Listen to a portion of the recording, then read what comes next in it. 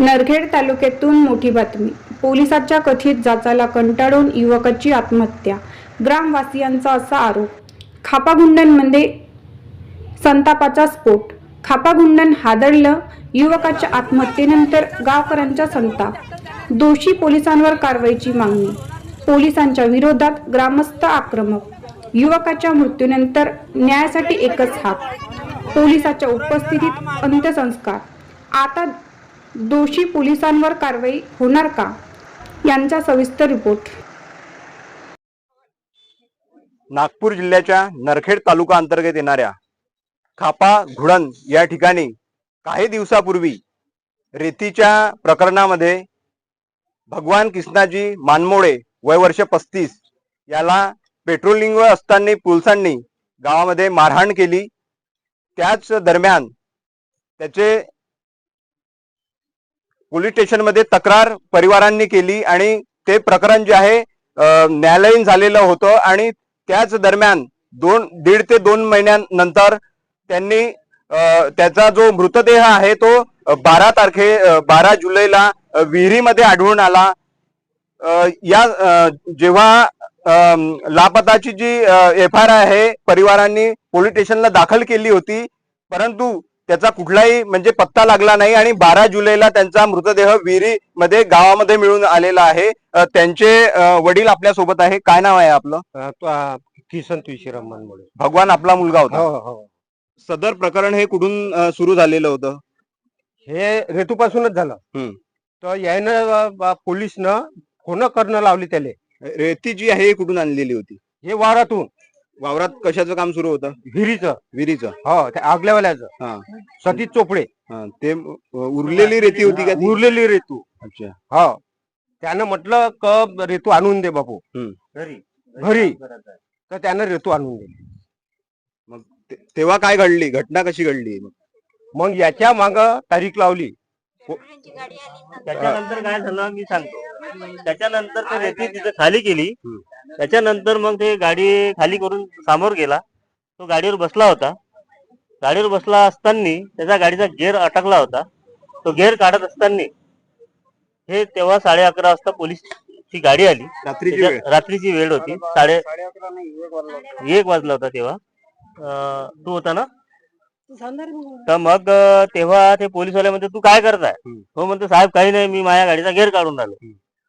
तर मग एवढ्या वेळेस तू काय बरं गाडीचा गेअर काढून राहिला, इथं काय करू राहिला तू?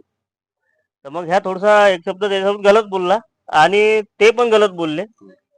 त्याच्यानंतर काही नाही, ते गाडीतून उतरले ना बस त्यांना त्याला मारायची म्हणजे मारलंच त्याला. जास्त मारहाण केली होती का त्यांनी? हो. मग मारताना त्याचं कुत्रं होतं सोबत, त्याने त्याच्यावर वार केला कुत्र्याने. म्हणजे हे जे कुत्रं होतं तिथं बाजूला. मग त्यांना दुसरे अजून पोलीसवाले बोलवले. त्याच्यानंतर खूप मारलं त्याला. खूप मारलं त्याला. मारता त्याला एक दुसऱ्या पोलीसवाल्याने ट्रॅक्टर चालत नेलं आणि त्याला पण नेलं घासत पोलीस स्टेशनला. मग त्याच्यानंतर काय झालं का ते दुसऱ्या दिवशी त्याला याच्यात नेलं आपला कोर्टामध्ये नेलं. तर कोर्टानं डायरेक्ट विचारलं का हे तुला कसं लागलं? त्याने सांगितलं का मला यांनी मारलं. यांनी मारल्याच्या नंतर त्यांना कोर्टाने डायरेक्ट ज्याला पोलीस स्टेशन मधून पूर्ण पोलीसवाल्यांना त्याचं बोलवलं कोर्टात. 11:30 वाजेरी कोर्ट चाललं. त्या पोलीसवाल्यावर केस पण केली. तर तो पोलीसवाला जो होता त्याच्यावर केस झाली, तो याला फोन करायचा रोज दिवसभरातून 3 वेळा. नाव काय त्याचं माहित आहे तुम्हाला? त्याचं नाव काय होतं जी? काकडे नाही, अजून एक होता तो मोठू मोड. तो रोज त्याला फोन करायचा का तू वापसी कर. बीट जमदार आहे का याच्यामध्ये? नाही, बीट जमणार नाही आहे त्याच्यात. सेकंड PI होता तो. महाकाल होता का रे? तो दिवसभरातून 3 वेळा त्याला फोन करायचा का तू वापसी कर, तुझ्या घरवाला त्रास देईन, तुला त्रास देईन, तुझी अशी तशी करा. ह्या रोज त्याला परेशान करायचा. ह्या म्हणे माझे ट्रॅक्टर तू बाहेर काढ, मी तुझा आपसी करून देतो. मग नंतर यांनी पोलीसवाल्यांनी याला भगवानला पैशाची मागणी वगैरे केली होती का? पैशाची मागणी केली होती ना. त्याला 50,000 रुपयाची मागणी केली होती. ह्या म्हणे मी पैसे भरू शकत नाही, माझ्याकडे पैसे आणि मी रेती आणलीच नाही तर मी कायले पैसे देऊ तुला. ह्या पोराला त्याला 15 घमिले रेती टाकायला लावली जबरदस्ती. याला म्हणे नाही तर टाक, नाही तर मारीन तुला. ह्या मुलगा आहे तो जबरदस्ती पोलिसांनी टाकायला लावली का हा. तुम्हाला रेती? पोलिसांनी टाकायला लावली आणि तिथे मोहल्ल्यातले सगळे लोक जागे झाले होते त्या टायमाला. कारण हे मॅटर पोलीस 1 वाजता आले, यांनी ट्रॅक्टर 3 वाजता नेलं इथून. म्हणजे वेळ किती झाला, 2 तासाचा झाला ना. पोलीस पेट्रोलिंग साठी आले होते का इथे? पेट्रोलिंग मध्ये होते, राऊंड वर चालू होते ते. मी अचानक बाहेर आलो होतो बाथरूम करायसाठी. आता त्याचं घर उन्हाळ्याचे तेच दिवस आहे. 1-1.5 महिना होता या गोष्टीला. त्यांनी मग मला जबरदस्तीने रेती टाकायला लावली. इकडे बहुतेक म्हणजे 40-50 लोक हजर होते त्या टायमाला तिथे. म्हटलं मी आता टाकत नाही, अजून टाक म्हणे. म्हटलं तुम्ही पागल वागल करणं लावलं का साहेब? म्हटलं पूर्ण लोकांना भरायला लावा. म्हटलं 5 मिनिटात ट्रॉली भरते. म्हणजे पूर्ण खाली ट्रॅक्टरची जी ट्रॉली आहे त्याच्यामध्ये रेती टाकायला लावली. जबरदस्ती 15 जबरदस्त. घमिल्या टाकली होती बस. जबरदस्तीने टाकायला लावली. म्हणजे हे पोलीसवाले तिथे त्यावेळेस 10 ते 12 जण होते. आता याच्यावर गुन्हा कसा लावायचा बुवा, तर मग तो गुन्हा लावला त्याच्यावर रेतीची चोरी. आणि हालाकी तो ट्रॅक्टर रेती चोराच्या लायकाचा आहे नाही, तो बुड्ढा ट्रॅक्टर आहे. नाही करू शकत. आणि तो ट्रॅक्टर चालतच नाही रेतीवर. आणि तो कसं तरी शेतीचं काम करी साहेब. म्हणजे घरची शेती करायचा का? बस घरची शेती करायच्या लायकाचा ट्रॅक्टर होता तो. आताही त्याचा आहे ट्रॅक्टर, तो ट्रॉलीच्या पोराची आहे. ते कसे तरी त्या मुलानं सांगितलं का बाबा वाचला आहे तिथं मटेरियल, ते घेऊन ये शेतामधून. तर त्यानं आणलं, ते खाली वगैरे सगळं झालं होतं. त्याचा गेअर अडकून गेला तिथे समोर. ते गेअर काढण्यासाठी तो थांबून गेला तिथे.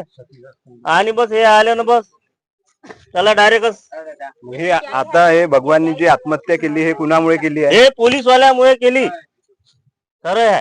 म्हणजे जलाखेडा पोलीसवाल्यांच्या हा. त्रासामुळे केली आहे. हा, त्रासा मिळून पैसे मागणी. तू जर आपसी करशील माझं तर ठीक, नाही तर तुझ्यावर गुन्हा दाखल करण, अजून तुला घरून मारीन, तुझ्या घरवाल्याला त्रास देईन. हे सगळं त्याचं म्हणणं होतं. आता तुमची मागणी काय आता सध्या? आमची मागणी काहीच नाही, त्याला न्याय मिळाला पाहिजे. आणि पोलिसांवर कारवाई? हो, कारवाई झाल्याच पाहिजे ना त्याच्यावर. कारवाई व्हायलाच पाहिजे. कारवाई व्हायलाच पाहिजे. हा, तू सांग रे. सांग बरं. माझ्या शेतात नाही. नाव काय तुमचं? सतीश बंडू चोपडे. तुमच्या शेतामध्ये काम चालू होतं? हो, विहिरीचं. विहिरीचं. अच्छा. मग तिथून रेती ते उरलेली रेती होती, घरी घेऊन जाऊ म्हटलं. भगवानला म्हटलं की ठीक आहे चाल म्हणजे संध्याकाळच्या वेळेला. अर्धा ट्रॅक्टर रेती होती, अर्धा पाऊण ट्रॅक्टर ते आणली आम्ही. आणल्याच्या नंतर आपला गेअर फसला गाडीचा टाकून झाल्यावर, आणि डायरेक्ट पोलीसवाल्याची पेट्रोलिंगची गाडी आली. त्याच्यानंतर दिली बस मारहाण चालू केली, बोलणं चालू केलं. म्हणजे काही विचारपूस न करता तुम्हाला त्याला मारहाण सुरू हा, केली? हा, हा. हो, आणि विचारलं दुसरी त्यानं, गोष्ट, पाहिलं गाडी पाहिली त्यानं. गाडी पाहिली, गाडीत रेती दिसली हलकीशी थोडीशी दिसतेच ते काटा कुठा. ते पाहिली त्याच्यानंतर त्यानं कारवाई सुरू केली त्याच्यावर. काळीवाली विहिरीवरून आणली होती, आपल्या स्वतःच्या विहिरीवरून आणली. बांधकाम झालं विहिरीचं, विहिरीच्या दुसरी गोष्ट बांधकामाची पोलीस उरलेली पाटलाला रेती होती. पोलीस पाटील असताना गावातला, त्याला सुद्धा सगळं माहित असताना त्याने सुद्धा काही पोलीसवाल्यांना सांगितलं नाही की नाही साहेब हे रेतीचे चोरीचे कामं करत नाही. त्याचं काम होतं ना पोलीस पाटलाचं, माझ्या गावचा पोलीस पाटील, त्याचं काम होतं की नाही होतं? त्यानं सांगायला पाहिजे होतं का साहेब ह्या रेतीचा धंदा करत नाही, होतं का नाही होतं त्याचं काम? त्याला सुद्धा काही हँडल केलं नाही.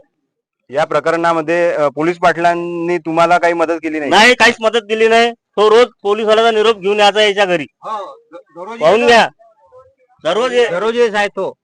पोलीस पाटलांना पाटील येत होते काही- पोलिसांसोबत? ना- पोलीस नाही ये, पण पोलीस पाटील आहे. अच्छा. तुम्हाला साहेबांना बोलवलं आहे, बोलवलं आहे. हा, कायले बोलवलं ते सांग ना तू. नाही ते काही मला मालूम नाही म्हणे, पण बोलवते म्हणे तुला पोलीस स्टेशनले. हा, पण त्यानं ह्या गोष्टीमध्ये मदत नाही दिली सर. म्हणजे तुम्हाला कुठलीच मदत पोलीस पाटलाकडून मिळाली नाही? मिळालं नाही. पोलीस पाटलाला सगळं माहित होतं का ह्या रेतीचा धंदा करत नाही, ह्या रेती चोरत नाही, नदीतून रेती आणत नाही. त्यानं हे सांगायला पाहिजे होतं साहेब लोकांना का त्याचा ट्रॅक्टर नेऊ नका, हे ट्रॅक्टर नेऊ नका, तो रेती चोरत नाही. पोलीस पाटलांना काहीच मदत दिली नाही या गावामध्ये. याच्यात सगळ्यात गुन्हेगार तर पोलीस पाटील आहे.